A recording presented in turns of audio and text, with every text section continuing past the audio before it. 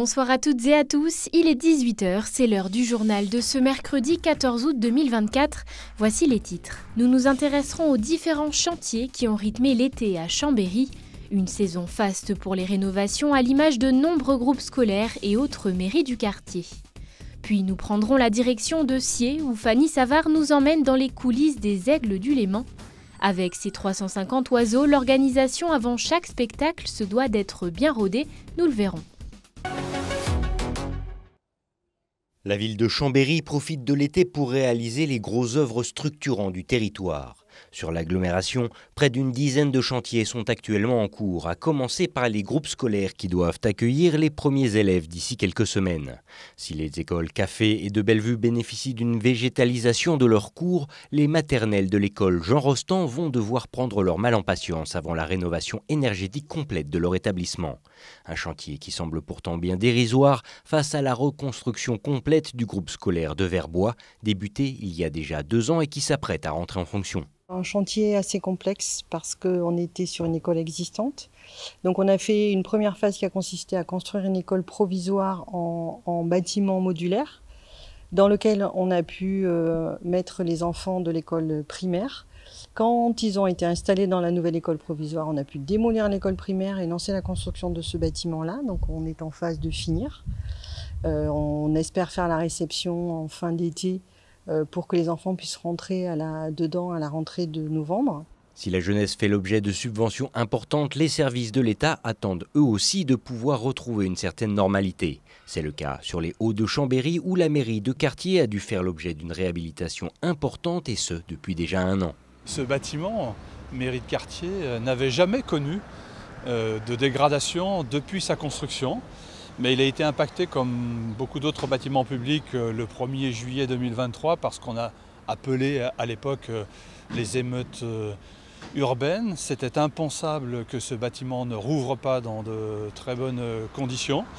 Donc nous avons rouvert au cours de l'année le rez-de-chaussée d'accueil pour le public et nous allons rouvrir au mois de septembre l'étage supérieur qui avait été le plus impacté par l'incendie. Ce sont des travaux très très longs qu'il faut négocier d'ailleurs avec les assurances pour que la reconstruction soit prise en charge effectivement non pas par les concitoyens chambériens mais par notre assurance. Au total, ce sont plusieurs dizaines de millions d'euros qui ont donc été investis pour préparer Chambéry aux défis de demain et améliorer les conditions de vie et de travail des habitants. Des aménagements nécessaires, mais qui paraissent sans fin dans une ville déjà forte de près de 1000 ans d'histoire.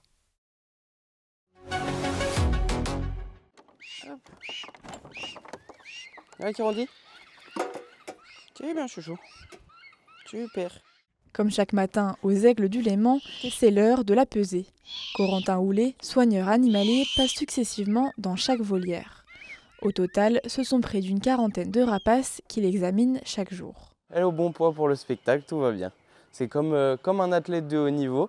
Donc si elle est trop basse en poids, elle va avoir un manque d'énergie. Par contre, si elle est trop haute, là, elle va se sentir un peu trop lourde pour faire de l'exercice.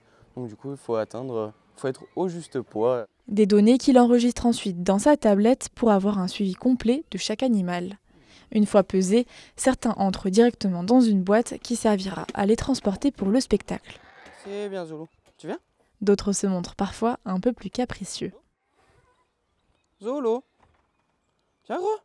Si l'oiseau n'a pas envie, on ne va pas le forcer. Donc si là l'oiseau ne veut pas venir et qu'il veut rester dans la volière, je vais le laisser dans la volière et s'il ne veut pas sortir au spectacle tout à l'heure, il ne sortira pas, il attendra dans la volière. La pesée terminée, le fauconnier passe à présent en cuisine pour la préparation de l'alimentation. La ration d'un individu à l'autre va vraiment changer. Il y en a qui vont se maintenir avec très peu, là où il n'y a pas besoin de leur donner une quantité astronomique, qu'il y en a d'autres qui vont avoir besoin de beaucoup plus. Donc là, par exemple, aujourd'hui, ça va être le jour où je vais leur donner tous du poussin, donc ça va lui permettre avec le duvet de faire ce qu'on appelle une pelote. Donc ça va être tout ce qu'ils ne peuvent pas digérer, donc les petits os, les choses comme ça, qui vont ressortir dans une petite boule.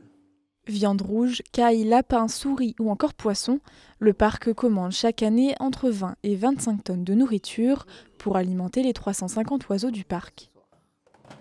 Le premier spectacle de la journée, Les Seigneurs des Cieux, commence dans moins de 30 minutes. Les 15 soigneurs du parc vont désormais chercher les 80 rapaces participants. Donc, là après pendant le spectacle, on va faire voler d'un côté à l'autre, donc pour les aigles et les gros vautours. Une fois en vol, et pour les gros vautours, il n'y a absolument aucun moyen de les retenir. Une fois qu'on les a lâchés, c'est eux qui sont maîtres de leur direction. Donc s'ils veulent aller vers le fauconnier en face, ils y vont. Par contre, s'ils décident de prendre leur envol, là on n'a aucun moyen de les retenir. 11 heures, oiseaux, soigneurs et visiteurs, tous sont désormais prêts pour les 45 minutes de spectacle. Chaque jour, ce sont 4 représentations qui se déroulent aux Aigles du Léman. Le Festival des Pantomimes fait son retour dès ce jeudi à Villaroger et Sainte-Foy-Tarentaise. Pour cette 4e édition, une dizaine de spectacles vont être proposés. Danse, musique, chant ou encore contes, les spectateurs devraient pouvoir apprécier toutes ces formes d'art, le tout en pleine nature savoyarde. Plus de précisions avec Vincent Duchosal, coordinateur du festival, et Sarah Andin, chargée de communication de l'événement. On propose des spectacles de diverses pratiques, d'abord musicales, mais aussi chorégraphiques, aussi dans le domaine du théâtre et de la danse cette année, dans des lieux naturels, dans des beaux lieux naturels de ces montagnes de la Vanoise et de la Haute-Tarentaise. Et on propose depuis 4 ans une entrée participation libre et des soirées thématiques souvent. Cette année, par exemple, on va avoir une thématique musique traditionnelle, on va avoir une thématique plutôt art vivant, danse et marionnettes, et également avec un aspect proche et participatif du public, notamment avec un radio-crochet. Donc c'est une sorte de karaoké live avec un orchestre qu'on forme pour l'occasion, puisqu'on est majoritairement des artistes qui organisons ce festival-là.